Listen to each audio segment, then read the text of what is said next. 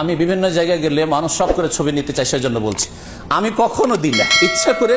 কেউ যদি লুকিয়ে নিয়ে নেয় সেটা আলাদা কথা, কিন্তু আমার সামনে সে কত দুনিয়ার জায়গা থেকে, এবার হজে 1 মাস রমজান যাইতে থাকলাম, যে হজের মৌসুমে মক্কায় কোন কোন দেশ থেকে না আসেনি আর দেখা সাক্ষাৎ বাংলাদেশি ভাইদের সাথে, শেখ আপনার সাথে একটা ছবি নিতে চাই। আমি বলো লাভ, বলছি একটু স্মৃতি হচ্ছে, না জায়েজ না।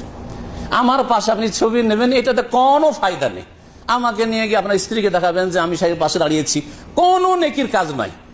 হ্যাঁ, আর আমার ছবিতে যদি কথা থাকে যাতে আমি কিছু বলছি, ওতে আপনার জন্য কিছু কোরআন হাদিসের কিছু সম্বল রয়েছে, হেদায়েত রয়েছে, যাতে আপনার দিক নির্দেশনা রয়েছে, জান্নাতের রাস্তা দেখাচ্ছে, জাহান্নামের রাস্তায় সতর্ক করছি, এতে সওয়াব, আমারও সওয়াব রয়েছে, আপনি ওইটা নিয়ে গেলে সওয়াব রয়েছে।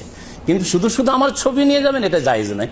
সুতরাং এই যে গ্রুপ ছবি, এখন আমাদের মজলিস শেষ হলো, একটু গ্রুপ ছবি, আমাদের ভলেন্টিয়ারদেরকে নিয়ে একটা গ্রুপ ছবি নিই, এটা আমি জায়েজ মনে করি না। কারণ এটা অনর্থক, এটা লাগো ফালতু কাজ, এতে কোনো ফায়দা নেই। বোঝা গেছে? আশা করি এই বিষয়টি ক্লিয়ার।